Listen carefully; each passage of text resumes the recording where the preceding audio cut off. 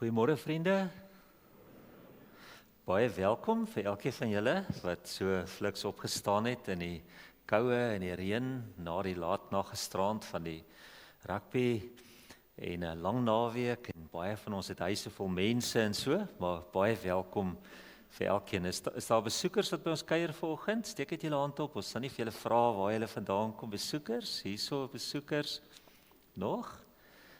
Baie welkom. Welkom vir elkeen wat by ons kuier vanoggend. Dit is vir ons altyd lekker om mense saam met ons te ontvang. En dit is altyd so lekker om te besef wat reg oor die land, reg oor die wêreld is al mense wat soos ons glo en wat 'n deel van ons groot familie in die Here is. En is so lekker om partykeer sommer net so saam met ander mense te wees. Vir ons eie lidmate ook, wat vanoggend hier is, ons is baie uitgedun, maar ons het dit geweet voor die tyd, maar baie welkom. Mag die Here regtig vanoggend ook groot gemaak word deur ons saam wees, deur wat ons dink, wat ons sing, wat ons sê, selfs wat ons voel. Mag die Here verheerlik word deur dit alles. Vriende, ons is so 2 weke voor ons wynveiling. Ons is baie opgewonde oor die wynveiling en ons sal sommer net weer vir julle uitnooi. Daar's 'n klompie kaartjies nog oor. Ek het 2 tafels en by een van my tafels is daar nog 4 plekke oop. En ek weet daar's van die ander tafels waar daar 2 plekke oop is of 'n los plekkie of so. As jy nog enigstens lus het om te kom, dan kontak asseblief die rekkie kantoor en bespreek jou plekkie. Dit gaan sommer 'n heerlike aand wees van saam kuier, wonderlike, lekker kos, lekker atmosfeer, sanger wat daar sing en ons het 'n ander afslaer hierdie jaar. Maar dit gaan sommer 'n heerlike aand wees van lekker saam kuier. Ek nooi vir julle uit om vir julle kaartjies te kom koop. Ek weet mense sê dis is duur. Dis die lekker deel daarvan is eintlik om te weet mens gee dit vir die kerk en jy kry nog 'n ete en 'n lekker aand saam ook en dis wat dit so spesiaal maak. Baie welkom daarvoor. Vriende, dan is hierdie week wat kom is die groot week vir ons gemeente en dit is omdat ons Woensdag aand 'n spesiale kerkraadsvergadering hou, 6uur, waar ons gaan bymekaar kom en 'n leraar gaan beroep, 'n 3de leraar vir die gemeente. En ek het in die hartklop 'n beriggie geskryf. Ons het deur die hele proses gegaan, 22 aansoeke gekry. Ons het die persone uitgehaal wat nie kwalifiseer nie. En hierdie donderdag aand moet ons terugvoer gee van hierdie hele proses. Ingo Talke het vir ons voorgeloop as die DVK voorsitter. So ons gee terugvoer van die 22 persone wat daar was, die wie se name ons uitgehaal het, die persone wie ons toe uitgesoek het en ons het onderhoude met hulle gehad, ons het hulle preke geluister en daarna het ons weer 2 uitgesoek en hulle hiernatoe genooi en onderhoude met hulle gehad, 2 ure lank elkeen. En nou Woensdag aand moet ons daai proses aan die kerkraad voorlê en vir hulle sê hier's ons aanbevelings, maar julle moet kies. En dan gaan ons oor tot 'n stemmery nadat ons lank seker saam gebid het en dan kies ons iemand. En ons gebed sommer net is dat die Here die regte persoon sal aanwys vir hierdie gemeente. En daarom vanoggend as ek hierdie kersie vanoggend aansteek, dan is dit met 'n groot bewussyn in my hart, so afhanklike gevoel, afhanklike wete van die Here. Ek het vir Anton, ek en hy het Vrydag gaan koffie drink en ek sê vir hom, is so onseker, né? Al 2 kandidate wat nou op die finale lysie is, sou 'n goeie dominee kon wees vir onreserveer. Die vraag is wie wil die Here hê? En daarvoor het ons die Here se leiding nodig.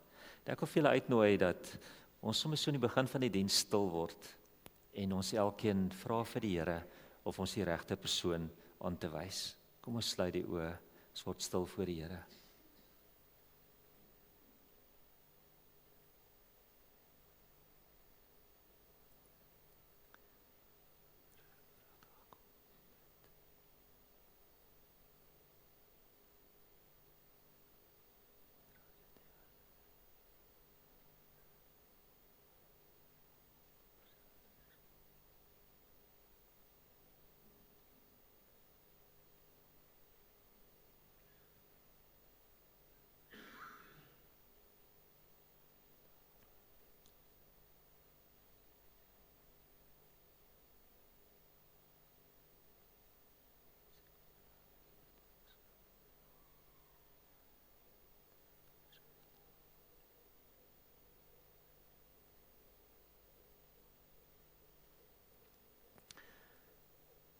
Here, hierdie gemeente behoort aan U.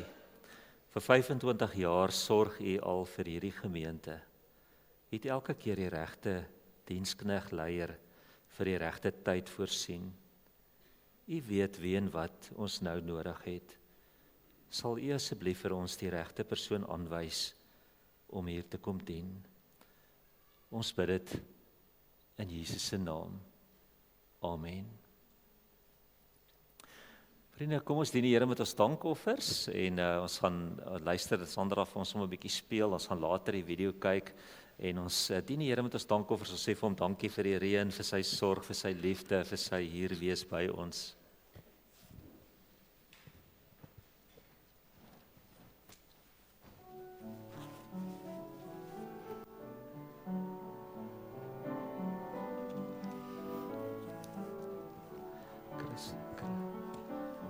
Chris.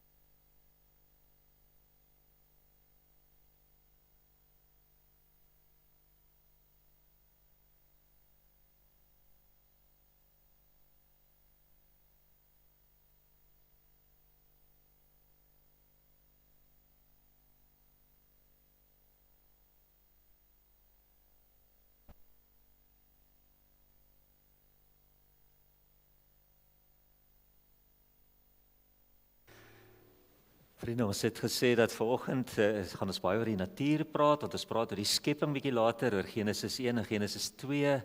Ons het laasnag hierdie lekker reentjie beleef, ons beleef vanoggend hierdie mooi oggend en ons sal sommer net vanoggend kom vir die Here loof en prys vir sy mooi skepping, waarvan ons deel is en waarvan man en vrou natuurlik deel is. Een van die mooiste psalms in die Bybel, as jy die psalmboek lees, die psalms het 150 psalms en dit is interessant dat die instrumente so opbou en as jy psalm 150 kom, dan staan daar loof die Here met die harp en met die lier en met die tromme en alles, dan kom al die instrumente by, dis asof die psalmboek so opbou na 'n punt toe wat sê dat kom almal en kom loof die Here met alles wat jy het. Maar die derde laaste psalm is ook so mooi natuurpsalm en ek lees vir julle die beruiming daarvan voordat ons die Here gaan groot maak met 2 liedere. Luister hierdie mooi beruiming. Prys uit die hemele die Heer, gee engele aan hom die eer. Prys son, prys maan en prys hom ster, die hemelwesens hoog en ver. Deur net 'n enkel woord te sê, is wat bestaan reeds vasgelê. Georden is op sy bevel, die dinge in hul plek gestel. Geen enkel ding in die heelal sal uit sy vaste hegting val. Loof hom wat binne sy bestek het, elke ding sy grens en plek. Juig dinge in die atmosfeer, sing halleluja, loof die Heer, die seedier in die oseaan, die sneeu en wolk wat hom verstaan. Die berg en hemel respekteer al die bevele van die Heer. Gehoorsaam julle God se taal, loof hom en prys hom, weerlig en haal. Die bome wat die berge sier, die vrugteboom, die wilde dier, en als wat kruip, wat vlieg, wat spring, sal meegevoer 'n loflied sing. Loof volke, heersers, regters saam. Loof jonges, oues, God se naam. Loof hom, want in sy majesteit heers hy oor alles wyd en suid. Laat ons dit in ons lof vertel. Hy het sy volk in eer herstel. Aan hulle het hy mag gegee, sy volk het hy met roem beklee. Kom prys die Heer met dankbaarheid, prys hom in al sy majesteit. Die volk wat naby aan hom staan, hef hoog 'n halleluja aan. Kom ons staan en ons maak die Here groot met 2 liedere.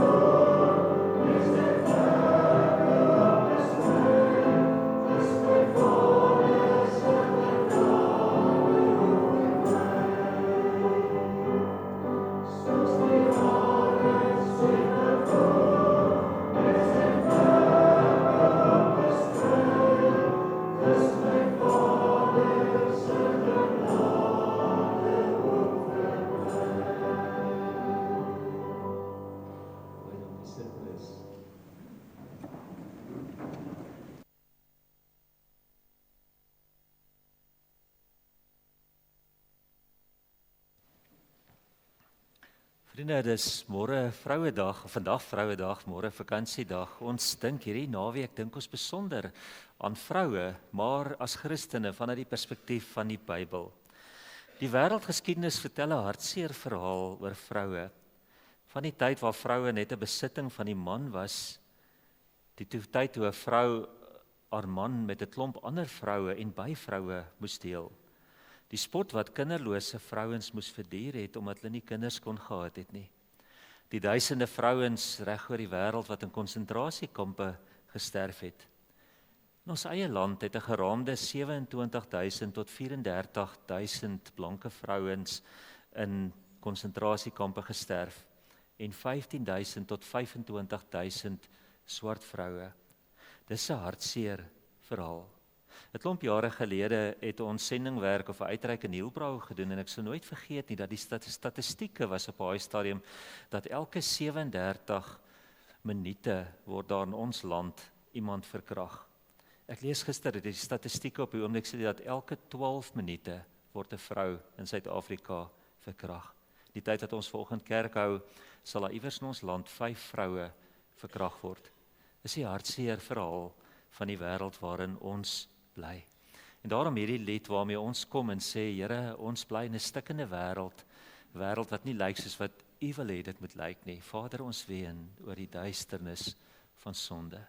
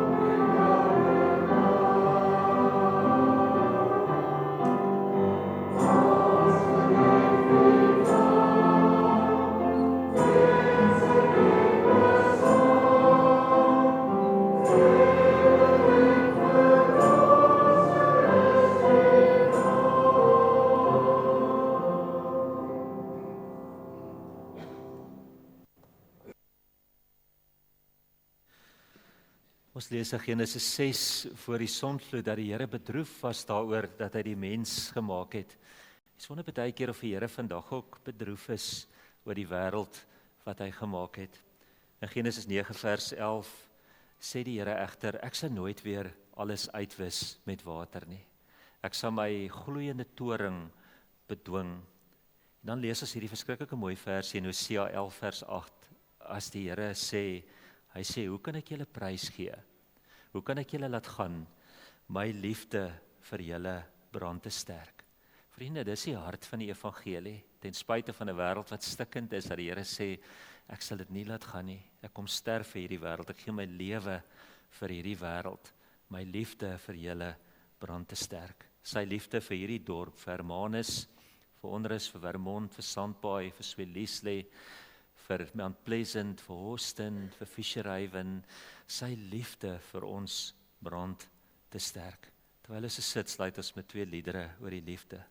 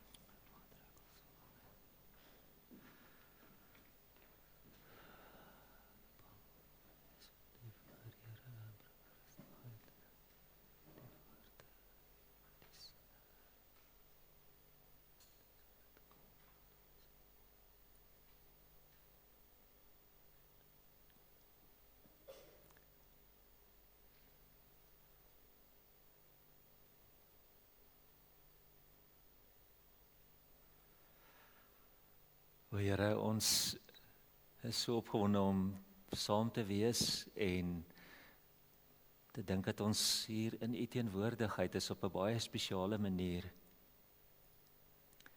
Here, en as ons dink aan Woensdag aand en aan die beroep wat ons moet uitbring, dankie dat ons weet U is by ons en U lei ons. Here, en as ons dink aan Vrouedag vandag en aan die rol van vroue, dan wil ons vir U ook baie dankie sê daarvoor. Dankie vir U mooi skepping. Die skepping wat nog mooier geword het die dag toe U vroue geskep het en deel gemaak het van U skepping. Daai dag toe U gesê, dis nie goed dat die mens alleen is nie. Ek sal vir hom iemand maak wat hom kan help. Here, en ons eer U vandag daarvoor. Ons is oor en oor verwonderd oor alles wat U gemaak het. Here, oor en oor kom ons net agter hoe verskriklik mooi U alles geskep het, hoe spesiaal alles gemaak is, hoe fyn alles beplan is en aan mekaar gesit is, en hoe wonderlik U dit gemaak het. Here, en ons buig vandag voor U, die Skepper, die Verlosser, die een wat ook aarde toe gekom het om hierdie stikkende aarde te kom bevry, te kom sterf vir hierdie aarde, te sterf vir die vergrype van ons mensdom, al die foute, al die lelike dinge wat oor soveel jare gebeur het, dat U aarde toe gekom het om hier te kom sterf, omdat U liefde net te sterk gebrand het vir almal op die aarde. Dankie dat U liefde vir ons so groot is, dat U vandag ook vir ons sê, hoe kan ek jou prys gee, hoe kan ek jou laat vaar, ek's net te lief vir jou. Here, dankie vir U liefde. Ons vier vandag U liefde, ons vier U grootheid, ons vier U genade. Ons bid dat U vandag met ons praat, as ons Bybel lees, en dat U hierdie baie ou verhale vandag weer vir ons net sal oopbreek. Ons bid dit in Jesus se naam. Amen. Vriende, ons gaan vandag saam lees uit 'n paar, 2-3 gedeeltes in Genesis. Julle sal sien ons lees uit Genesis 1 en Genesis 2. Kom ons lees hierdie gedeeltes saam. Dit is lekker maklik om dit te kry, dis heel voor in die Bybel.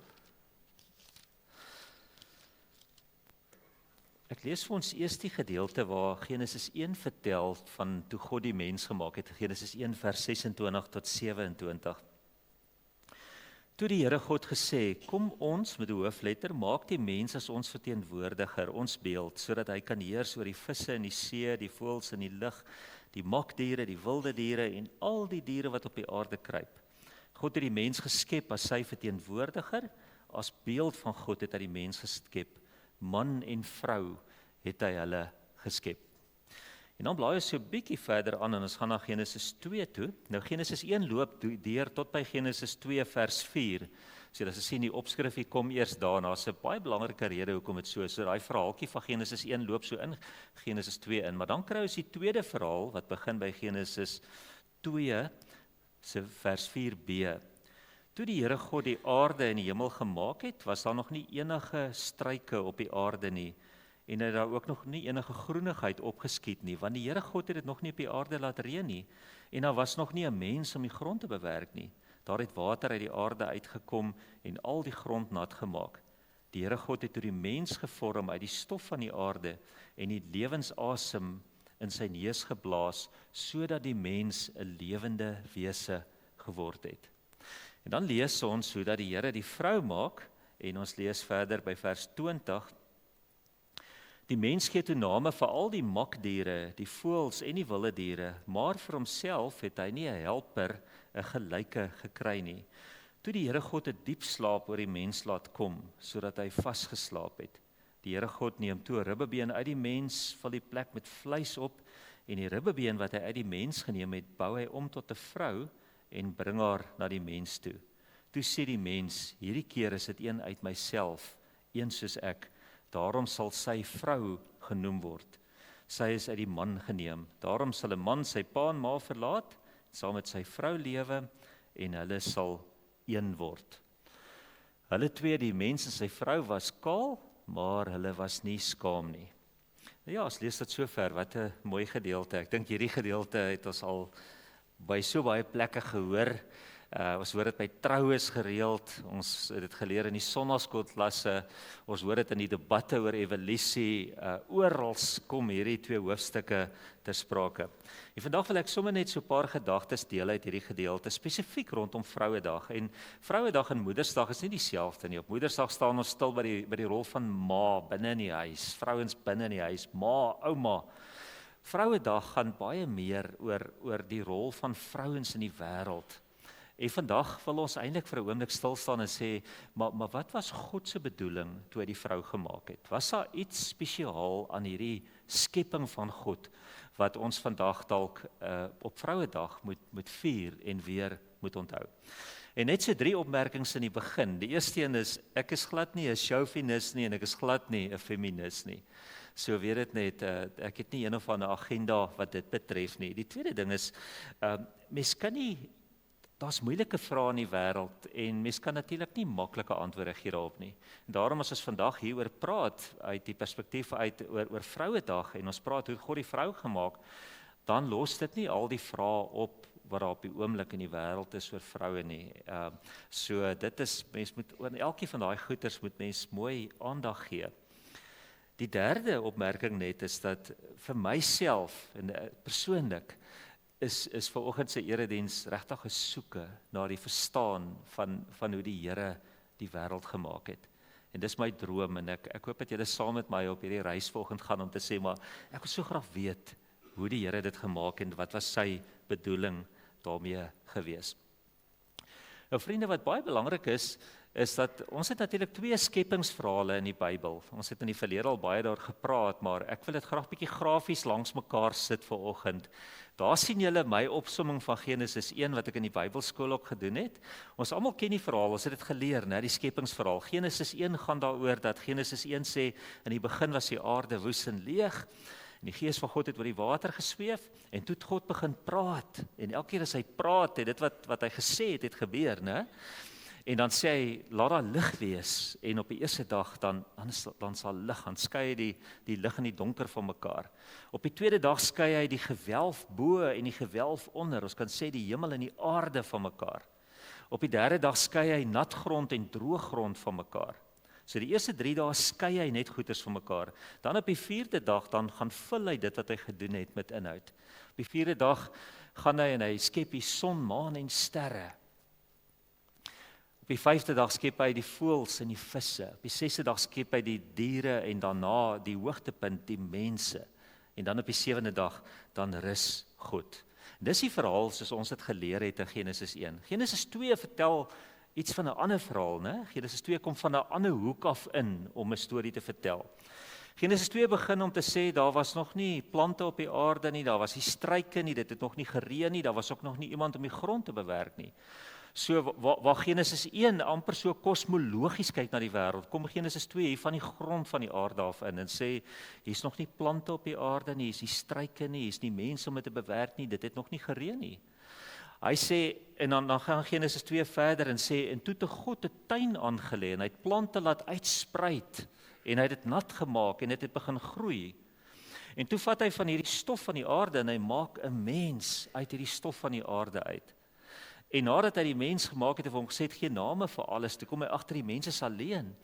En toe maak hy nog 'n mens, die vrou, vir hierdie mens. En dan sluit hierdie hoofstuk af met daai klassieke gedeelte wat ons so baie keer vir huwelike gebruik, wat sê, daarom sal 'n man sy pa en sy ma verlaat en saam met sy vrou leef, en hulle sal een wees.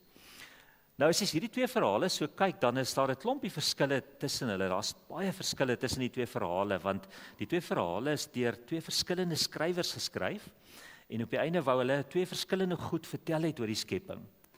En die Bybelskrywers, toe die kanon saamgestel is hierdie 2 verhale juist daar langs mekaar gesit. Dis nie, hulle het nie een weggevat en gesê, kom ons hou by die en hulle sê, hier is die 2 verhale wat geskryf is, kom ons sit hulle by mekaar, want dit help vir ons om 'n bietjie meer volledige prentjie te kry as wat ons gehad het. En tussen hierdie 2 verhale is daar groot verskille, né? Een is die volgorde. Genesis 1 wat vertel van die skeiding vir 3 dae en dan die skepping vir 3 dae en God rus op die 7de dag. Genesis 2 se volgorde is heeltemal anders, né? Daar's 'n aarde, maar hy het nie plante nie. Daar's nog nie 'n tuin nie. Daar's nie mense om dit te bewerk nie, daar's nog nie reën nie. En dan kom Genesis 2 eintlik om te vertel hoe dat die Here hierdie goeders maak hier binne in hierdie tuin wat hy geskep het. 'n Tweede verskil is dat die skepper se naam verskil in die twee verhale. As ons Genesis 1 lees, julle kan in die Afrikaanse Bybel sien, sy die heelpad sien, daar staan God het dit geskep. God het 'n woord gepraat. God het gesê dat daar lig wees. Die Hebreëse woord daar is Elohim, né? Elohim het gesê al hierdie goeders en dan gebeur dit. As ons Genesis 2 lees, dan sê hulle in die Afrikaanse Bybel sien daar staan nie God nie, maar daar staan die Here God, want daar staan Jahwe Elohim het dit gedoen.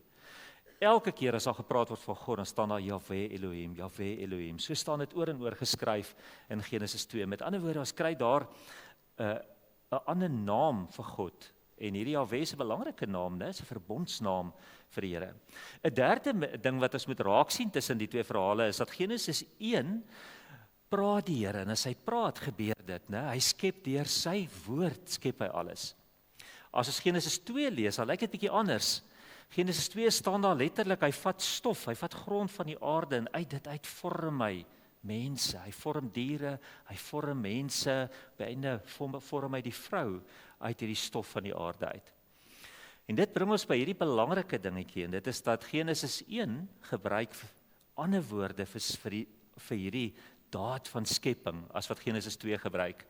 Dit gaan bietjie verlore in die Afrikaans, maar ons gaan vandag bietjie so hier en daar bietjie Hebreëse woorde gebruik. Dit is net bietjie die verskil kan sien.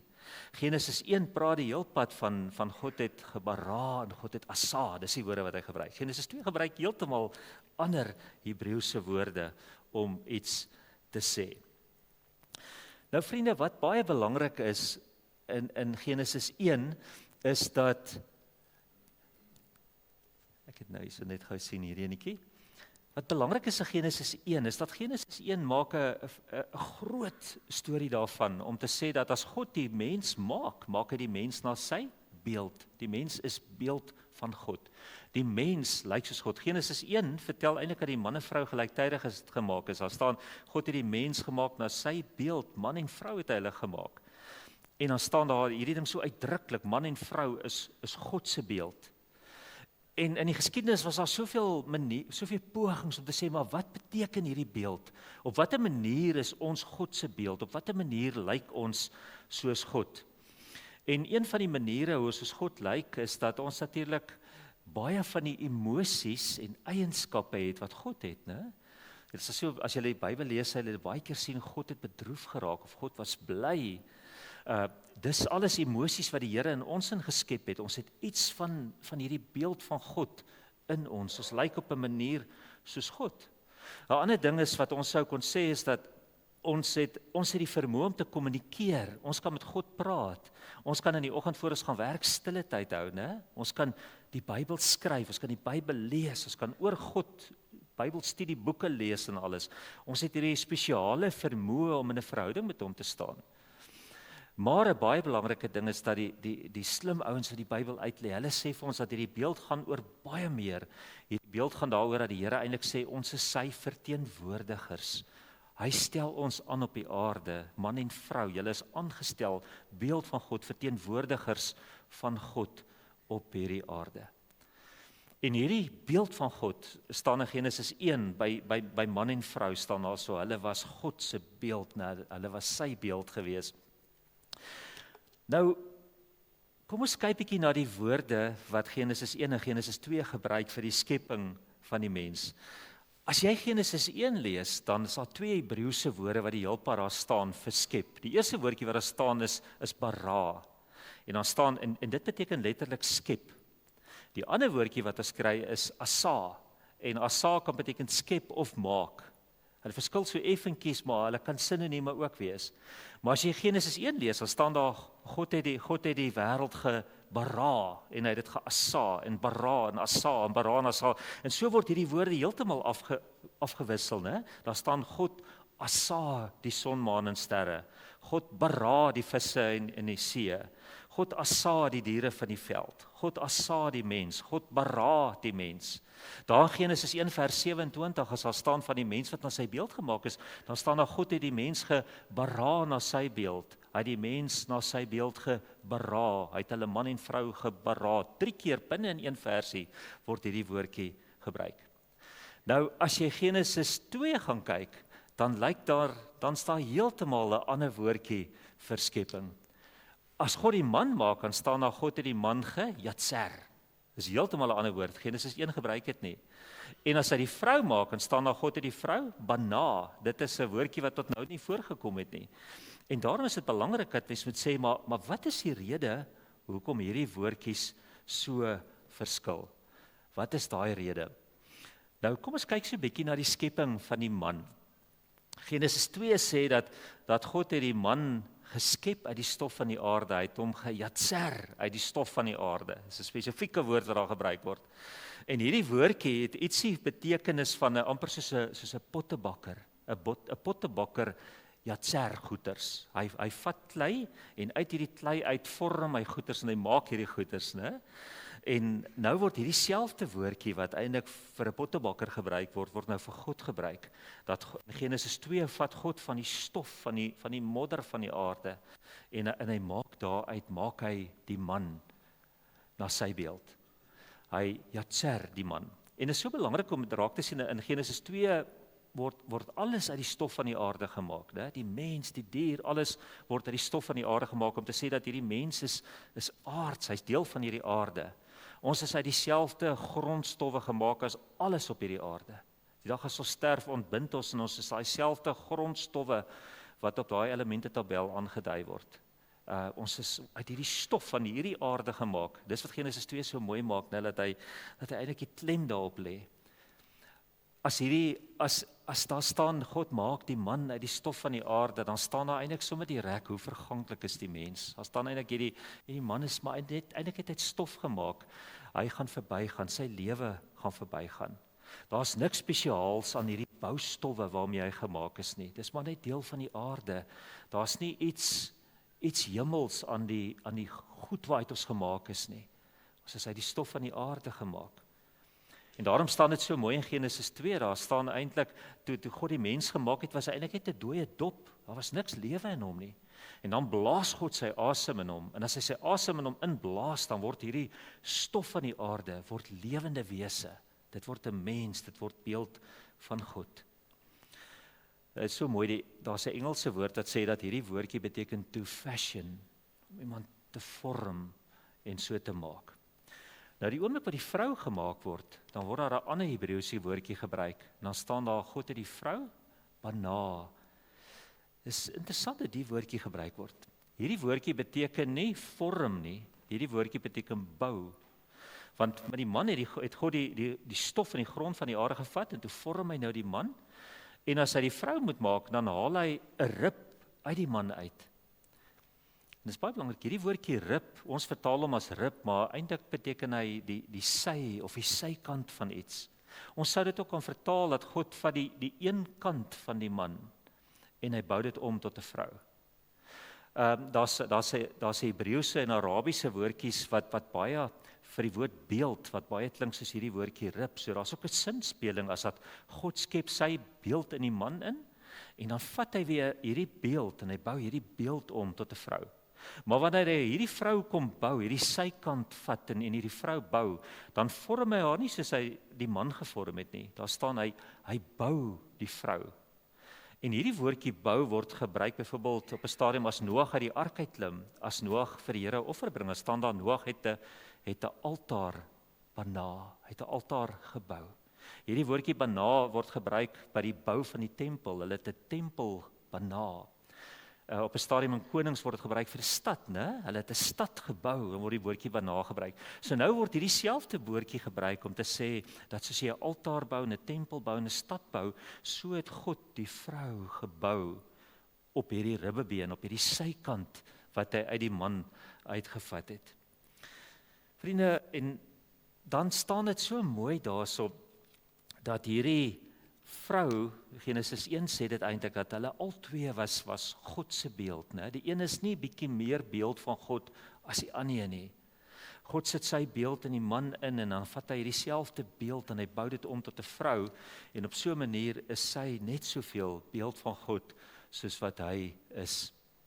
Maar dan kom hierdie belangrike stukkie. Daar staan die Here het na die aarde gekyk nadat hy die mens gemaak het. En interessant genoeg, in Genesis 1 en 2 staan daar nooit Adam nie. Die woord Adam beteken mens. Daar staan en God maak die mens of die mensdom. Genesis 1 en 2 noem nie daai eerste mens Adam nie. Dis nie sy naam nie, dis wat hy is. Hy's 'n mens, die woord vir mens is Adam. En nou sê die Here, dis nie goed dat die mens alleen is nie. Ek gaan vir hom iemand maak wat hom kan help, sy gelyke. En nou is daar weer 'n baie belangrike woordjie, Eiser. Daai woordjie wat daar eers staan, 'n helper. Die Here sê, ek sien hierdie mens is alleen. Ek gaan vir hom iemand maak wat hom kan help.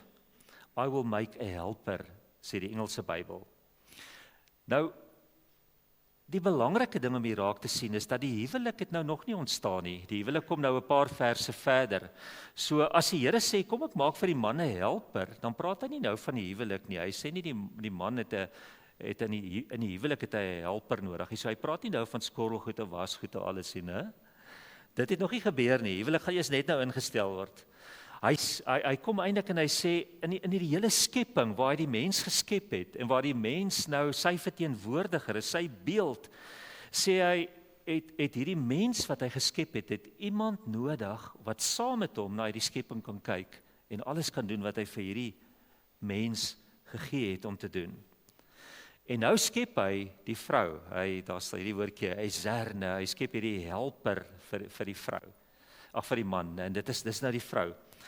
Nou hierdie woordjie helper, mens moet vir jouself vra wat beteken dit? Beteken dit ek is die myn ou? Nou beteken dit nou die man is eintlik die hoofkonyne op die aarde en dat die Here nou eintlik vir die vrouens maak as eintlik so bietjie ondergeskik om te help, amper soos 'n dienskneg of 'n handlanger of wat beteken dit? Dan moet ons gaan kyk wat beteken hierdie woordjie helper. En as ons hierdie woordjie vat en ons gaan kyk in die Bybel wat beteken dit, dan kom ons agter hierdie woordjie word 2 keer gebruik vir die vrou. Net 2 keer word die woordjie helper gebruik vir die vrou. Die ander kere word dit gebruik vir die ander volke wat vir Israel kom help het as hulle oorlog gemaak het. So met ander woorde, as Israel oorlog gemaak het en een van die volke het gesê, hoorie, ons sal julle kom help, dan was hierdie volk wat hulle kom help het, was 'n Eiser gewees. Hulle word genoem Israel se helper. Nog belangriker is dit, word hierdie selfde woordjie gebruik in die meeste gevalle vir die Here self. As daar van Israel gepraat word, dan sê die Here, byvoorbeeld op Psalm 54, dan staan daar, die Here is ons helper. Dan staan daar, die Here is ons Eiser. En dit beteken, dis nie 'n helper wat so bietjie minder as ek is nie. Om die waarheid te sê, is die Here eintlik baie groter as Israel. En die Here is ons Eiser, hy is ons helper, hy sal ons help in hierdie oorlog waarin ons nou is. Een van die kommentaare skryf en sê, eintlik is hierdie woordjie Eiser, hierdie helper, is eintlik 'n oorlogswoord, want dit word gebruik vir Israel se helpers wat hulle kom help in die oorlog, en dit word gebruik vir die Here wat vir Israel help. En dan sê hulle, miskien sit daar ietsie daarin, en dit is dat die Bybel vir ons wil sê, dat die Here vir ons wil sê, dat hy plaas die man op die aarde, en die boosheid is 'n werklikheid, ook binne in die tuin met die slang en alles, en hy gee vir die man 'n helper, 'n Eiser, in hierdie stryd teen die bose, ook in hierdie wêreld, 'n helper, 'n gelyke vir die man. Nou wat sal, as die woordjie Eiser, as dit nie gaan oor die huwelik in die eerste plek nie, dit gaan oor die mens binne in die tuin, die mensdom, wat beteken dit dan? Dan beteken dit dat die Here die vrou skep, om vir die mens te help in alles waarvoor hy die mens so ver gemaak het. En dit beteken dat hierdie vrou moet help om te heers oor die skepping, soos in Genesis 1 staan, dat hierdie vrou moet help om hierdie aarde te bewerk, en dat hierdie vrou moet help om hierdie aarde te bewaak, op te pas. En met ander woorde, dat die man in hierdie prentjie heeltemal 'n vernoot inkry, en hierdie vernoot moet my help met hierdie hele taak wat die Here op die aarde vir ons gegee het om te doen. En op daai manier kom die Bybel en eintlik sê die vrou is die man se yser. Eers later, 3 verse verder, word die huwelik ingestel. Baie keer dink vrouens, en dit wat ek nou sê, het ek in boeke ook gelees, baie keer dink vrouens dat as ek die dag trou, word ek iemand se yser, dan word ek sy helper. Dis net 'n stukkie van die waarheid.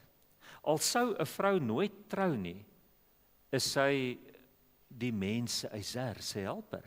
In hierdie groot taak om te heers oor die aarde, om te bewerk, om te bewaak, om op te pas, om alles te doen wat die Here vir die mense gee om te doen. Met ander woorde, God skep die vrou as die mens, of kom ons sê dan die man se helper in hierdie totale heers oor die skepping en kyk na die skepping. Mens word nie skielik 'n yser nie. God skep die vrou as die mens se helper, omdat die mens alleen dit nie kan doen nie, omdat God dit raak gesien het. En dit is baie belangrik dat ons heelpad moet onthou dat die Here ook ons yser is, ons helper. En dit beteken dat ons op 'n ander manier moet dink oor helper, wat die woordjie helper beteken. Ek wil afsluit met hierdie prentjie, net sê dat sommer net as jy die Bybel lees, dan kom jy agter wat 'n groot rol hierdie yser, hierdie helper gespeel het wat God geskep het. As jy deur die boeke van die Bybel blaai, dan kom jy agter dat om yser te wees beteken nie net om iemand se vrou te wees en om al die werkies by die huis te doen nie. Ons het hierdie woordjie half kom verdraai, ons het hom verwrong tot iets wat hy nie moet wees nie. As ons die Bybel lees, dan kom ons agter dat die Here gebruik vrouens as rigters, dink aan Deborah. Ons lees dat die Here vrouens gebruik het as redders, dink aan Jochebed wat vir Moses daar in die mandjie sit. Dink aan Rahab daar in die stad Jerigo wat die verspieders gered het. Die Here gebruik vrouens as profetesse, dink aan Miriam wat in Moses se tyd geleef het, wat genoem word Miriam die profetes. Die Here gebruik hierdie vrouens as draers van die evangelie, né? Dink aan die Samaritaanse vrou daar in Johannes 4, wat die een word wat hierdie goeie nuus vat na die dorpies van Samaria toe, terugvat na Sigar toe, vir die mense daar van die Here gaan vertel. Ons dink aan iemand soos Febe, wat N.T. Wright skryf in sy aanbieding oor die vrou, skryf hy dat as Paulus sy belangrikste brief geskryf het, wat die Romeine brief is, dan stuur hy hierdie brief saam met 'n vrou met die naam van Phoebe, om na die gemeente in Rome te gaan en hierdie brief te gaan lees daar. En dan sê hy, wanneer sy die brief gaan lees het, is dit nie net 'n kwessie van die brief gaan lees nie, maar sy is die een wat die brief eintlik moet gaan preek. Sy is die een vir wie hulle die vraag vra, en dan moet sy hierdie vraag gaan verduidelik. En so gebruik die Here byvoorbeeld vir haar. Ons lees van vrouens soos Dorcas, soos Tabitha, wat bekend was vir haar liefdadigheid waar sy gebly het. Daar staan, haar hart was by die arme mense gewees, en dan gaan sy dood, en dan wek Paulus haar op, né? Tabitha Kumi, daai gedeelte. Sy was bekend daarvoor dat sy die ou was wat die welsyn in die dorp gedryf het. Ons dink aan iemand soos Maria Magdalena, wat daai oggend by die graf kom as Jesus opgestaan het, en dan is sy die eerste ene wat moet gaan vertel dat Jesus opgestaan het. En sy is die een wat dit vir die disippels moet gaan sê, dat Jesus het opgestaan, julle moet Galilea toe gaan, soos hy vir julle gesê het om hom daar te ontmoet. Mens dink aan iemand soos Priscilla, wat 'n kerkleier was in Paulus se tyd. Dink aan iemand soos Lydia van Thyatira, wat 'n huiskerkie gehad het daar onder die bome langs die rivier, en wat in haar huis mense ontvang het. Ons lees in die Nuwe Testament, dit raak so al weg, lees ons van Filippus se 4 dogters, ongetroude dogters, wat die gawe van profesie gehad het, wat letterlik profete in daai tyd was. Vriende, daai dag toe God die vrou as yser geskep het, as helper, het hy hulle geskep om in hierdie totale werk van die skepping te help, en te help heers, te help bewerk, en te help bewaak. En in die volgende tyd, in hierdie naweek, gaan ons weer oral baie politieke toesprake hoor. Ons gaan baie toesprake hoor wat by agendas het, wat mense dryf. Vir ons as Christene is die belangrike ding is, wat sê die Here? Wat was die Here se bedoeling toe hy die vrou gemaak het? En as ons vandag in Genesis 1 en 2 lees, dan lees ons, God maak die vrou as helper en gelyke in hierdie totale opdrag om na sy skepping te kyk.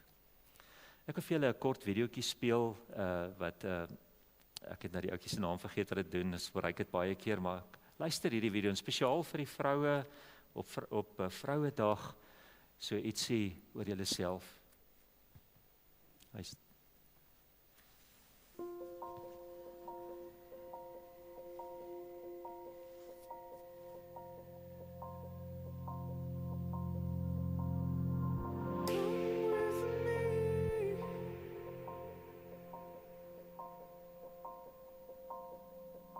You are beautiful. You are smart. You are funny. You are kind. You are unique. You are worthy of love and affection. You are never too much, and you are always enough. You are precious. You are a diamond, a rose, a pearl, the most stunning of all God's creation. You are worth more than you could ever imagine. Worth more than the numbers on the scale, or the hair product you use, or the shoes you wear. More than how many girls wish they were you, or how many guys wish they had you. More than the price tags on your clothes, or the percentage at the top of your math test, or even the number of followers you have on Twitter. Your worth surpasses all earthly things, because in the eyes of the Lord God, you are loved, and you are worth dying for. Regardless of who you think you are. Whether you model in a magazine, or you model pottery with grandma. Whether you're on the hot list or the not list. Whether you're head cheerleader or a high school dropout. Whether you're Miss Popular or you've never had anyone you could call a friend. Whether you love yourself and love your life, or you can't stand to look in the mirror and you feel as if everything in your life is falling apart. Whether you're such a winner or you feel like the world's biggest failure, regardless of who you think you are. The reality is that you deserve someone who would give up their life for you, because you are powerful and strong and capable. Read about the women in the Bible: Esther, Ruth, Martha, Mary. These women changed the world forever. And inside of you, each and every one of you is a woman with that same power and that same strength and that same world-changing capability. And your responsibility is to find that woman and to set that woman free. This is who you are. And any voices in your mind that try and tell you differently are from the enemy. And the next time you hear them, this is what you say. You say, "Nuh-uh, not me, Satan. I am a daughter of the living God, cherished, loved, and adored above all things by the Creator of all things, for the glory of Him who is greater than all things. I am awesome." And please, don't you forget it.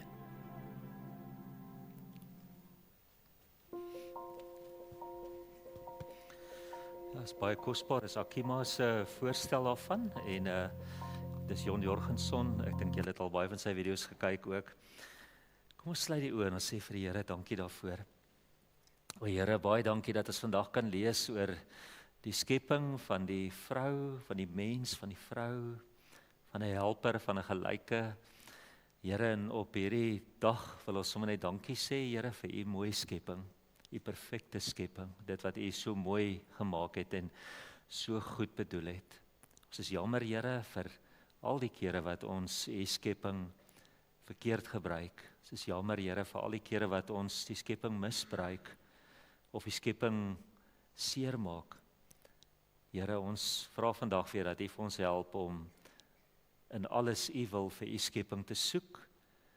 Ons sê vir u dankie vir alles. Ons eer u as u skepper.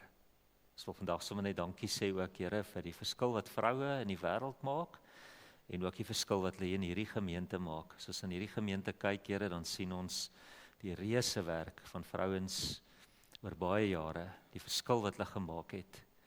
Here, die geloofsreuse wat baie van hulle was, die harde werk wat ingesit is. En daarom sê ons dankie vir alles. Ons dankie vir hulle. Ons bid Here, seën U vir ons almal saam, dat ons sal leef soos wat U wil hê ons moet leef. In Jesus se naam. Amen. Ons sluit af met 'n skepingslied.